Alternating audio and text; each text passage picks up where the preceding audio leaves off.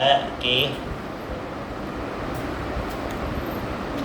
Data edit display वाला अभी बनाएंगे, बट उसके पहले फ्रंट एंड पे चेक कर लो। फ्रंट एंड पे आए, सोर्स पे आए, एडिट डेटा पे आए।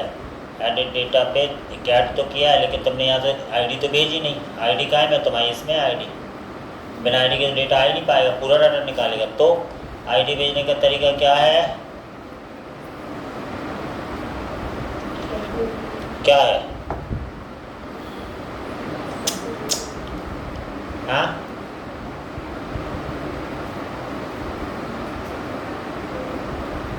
अब यहाँ क्वेश्चन मार्क बनाओ, स्लैश क्वेश्चन मार्क आईडी बराबर, तो बैकटिक लगाना पड़ेगा, बिना बैकटिक डॉलर और ये वाली आईडी। अब बैकटिक लगाना पड़ेगा, बैकटिक तुमने पढ़ा है। यहाँ बैकटिक लगाया और यहाँ पे भी, तो इस एपीआई से डाटा निकल के आएगा। तो ये रिक्वेस्ट डॉट क्वेरी मिलेगा, ऐसे बना लिया, ये वाली आईडी आ गई, ठीक है। अब तुम आए बैकएंड में, यहाँ पर एपीआई लिख दिया, यहाँ पर लिख दो क्या, रिस्पॉन्स डॉट डेटा, तो यहाँ से आएगा निकल के। तो हमने कहा ठीक है भैया। अब बैकएंड में आए, बैकएंड कंट्रोलर में आए और यहाँ पे हमने डेटा एडिट डिस्प्ले। अब यहाँ पे कर लो क्या, console dot log response dot request dot query. पहले चेक कर लो रिक्वेस्ट डॉट क्वेरी, इसमें डाटा आ रहा है कि नहीं, और रिस्पॉन्ड डॉट सेंड, और यहाँ कर दो ओके।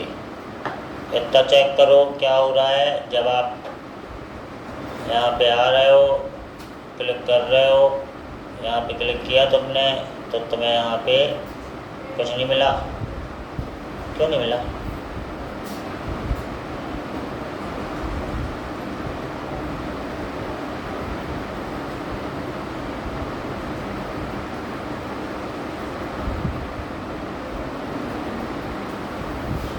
फ्रंट एंड पे आए, फिर चेक कर रहे हो, पेजेस पे आए, कौन सा था, एडिट डेटा, लोड डेटा चला ही नहीं, अपने आप चलना चाहिए ना। यूज़ इफेक्ट लगाओगे, यूज़ इफेक्ट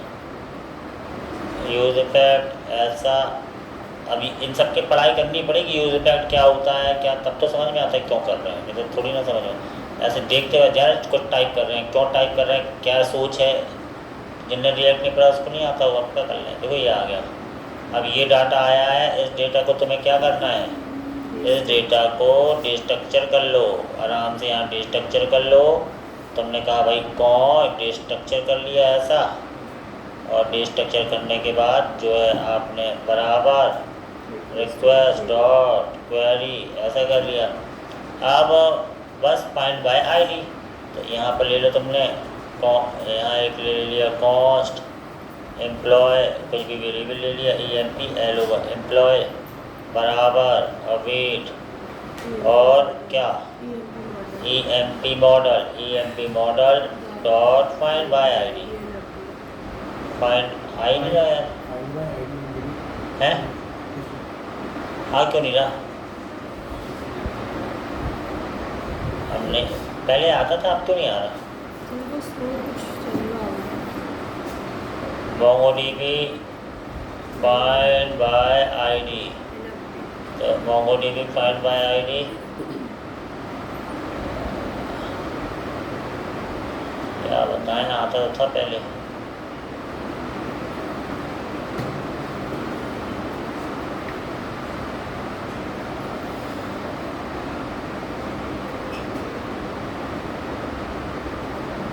क्या मंथली लिख दे रहे, फाइंड बाय आईडी ऐसा रहता क्या है?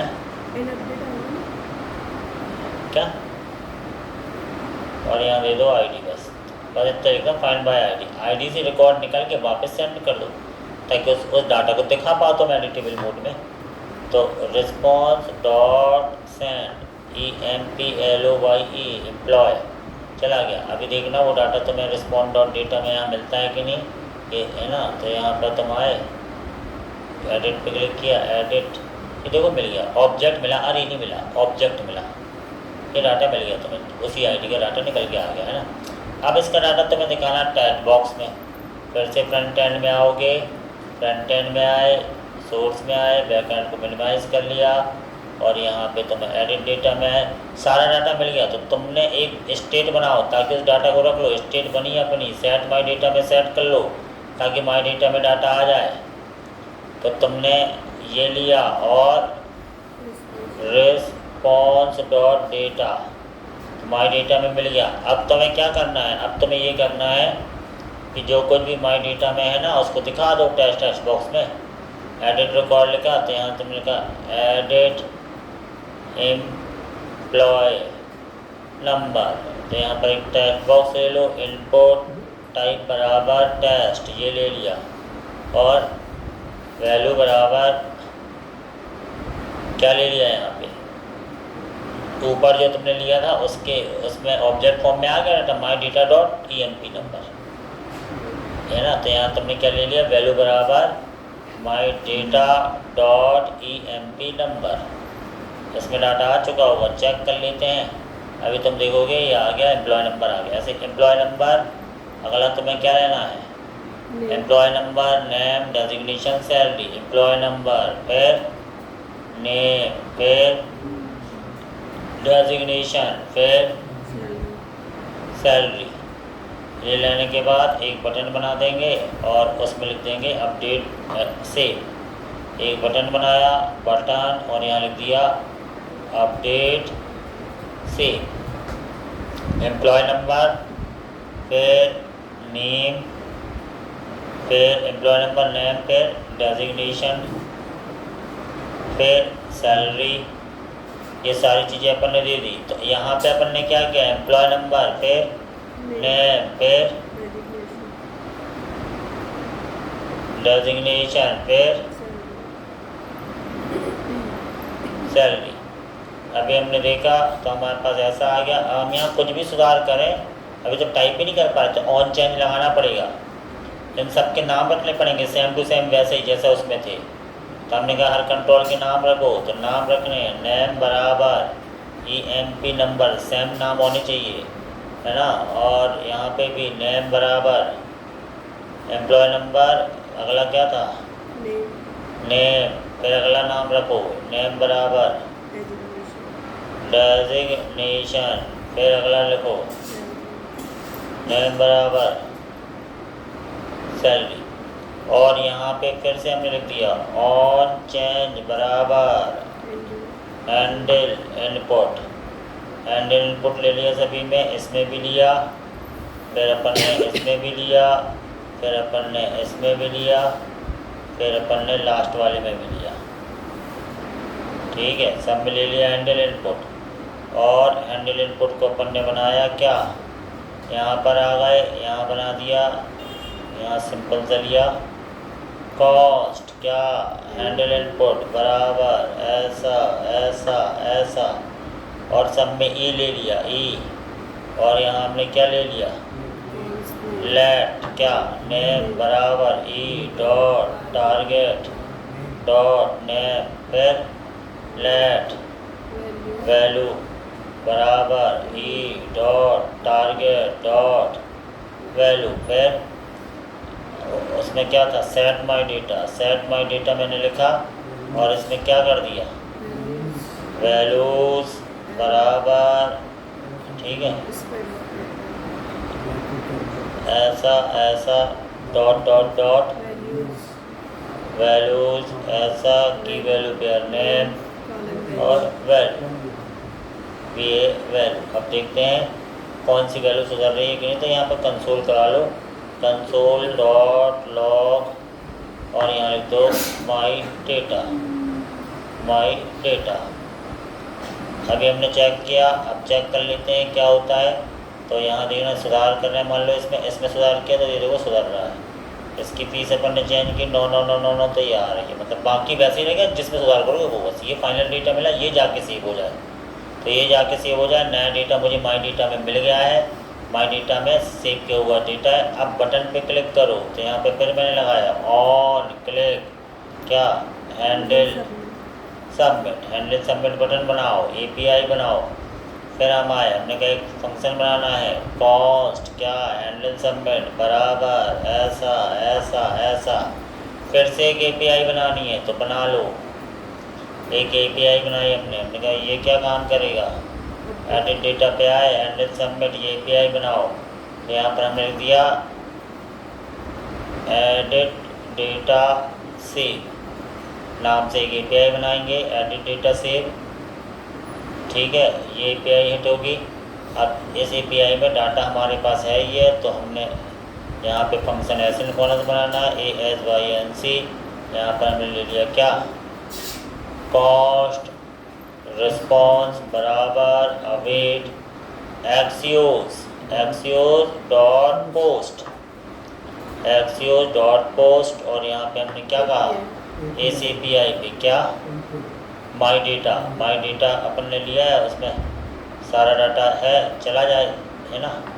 और यहाँ पर लिख दिया क्या, alert data successfully updated, data एसयू सक्सेसफुली अपडेटेड। और लोड डेटा दोबारा कॉल हो जाए, लोड डेटा दोबारा कॉल करा दो ताकि अपडेटेड डेटा दिख जाए फिर से। अब तुम्हें यहाँ पे काम करना, अपडेट कराना है ये माई डेटा को। माई डेटा सबसे पहले तुम बैकएंड में जाओ, फिर से वही मतलब पूरा फ्रेमवर्क का काम करो, रूट बनाना पड़ेगा तुम्हें। इस बार चूँकि पोस्ट मेथड है, यहाँ पर आए तो यहाँ पे आओ, पोस्ट लगाओ, पोस्ट लगाने के बाद तुम यहाँ एडिट डेटा सेव ये वाला पाथ दो, एडिट डेटा सेव ये वाला दिया, डेटा एडिट सेव ये वाला फंक्शन बनाओगे, ऐसा फंक्शन बनाओगे। यहाँ पर आए, कॉपी किया, कंट्रोलर में गए, फंक्शन में आए, सबसे पहले फंक्शन को तुमने क्या किया, एक्सपोर्ट किया, नया फंक्शन बनाना है, कॉस्ट फंक्शन बराबर एसिन रिक्वेस्ट रिस्पॉन्स एरो ऐसा ऐसा। और सबसे पहले वो डाटा आ रहा है उसको चेक करा लो, console dot log request dot body, क्योंकि इस बार तुमने रिस्पॉन्स डॉट सेंड ओके इसको चेक करने के लिए ऐसा किया। अभी जाके तुमने लिखा, मान लो तुम आए, तुमने रमेश शर्मा की जगह तुमने लिख दिया संचित वर्मा, इतना चेक किया, और इसकी जगह लिख दिया इंजीनियर। चेक कर रहे हो, अपडेट पे क्लिक किया तो तुम्हें यहाँ कुछ नहीं मिला, तुम्हें आ गई एरर। क्यों आ गई, क्या पता क्यों आ गई, क्योंकि इतनी जल्दी करते एनीवे तुमने इसको रन किया, फिर से किया, क्योंकि एरर है, अभी कोड में कहीं एरर है, कहाँ एरर है चेक करो, बैकएंड में ही एरर है। तो क्या एरर है चेक कर लो, यहाँ आए चेक किया, कहीं एम्प्लॉय रूट में मिटाया नहीं अपन ने नीचे का, ये जो है ना ये नहीं मिटाया, ऐसे एरर आ जाती बेटा, याद रखा करो। ठीक है, अभी तुम आए, रिफ्रेश किया, CLS रन किया ऐसा, इसको भी तुमने रन किया, फिर से अब तुमने दिया, तुमने सेव किया, क्लिक किया, यहाँ आ गया ऐसा, और यहाँ तुम्हें मिल गया। अब ये डाटा पुट ओवर करना है तुम्हें। तो अब बैक एंड में आए, तुमने क्या किया, एडिट डेटा सेव पे आ गए, और यहाँ आपने क्या किया, यहाँ कॉस्ट एम्प्लॉय बराबर await find by ID and update, find by ID and update. ID के थ्रू फाइंड करो और उसको अपडेट कर दो। तो तुम्हें आईडी यहाँ पे है, यहाँ पे पहले वो कराना पड़ेगा तुम्हें, यहाँ पे वो करा के देखो क्या क्या था, find by ID underscore ID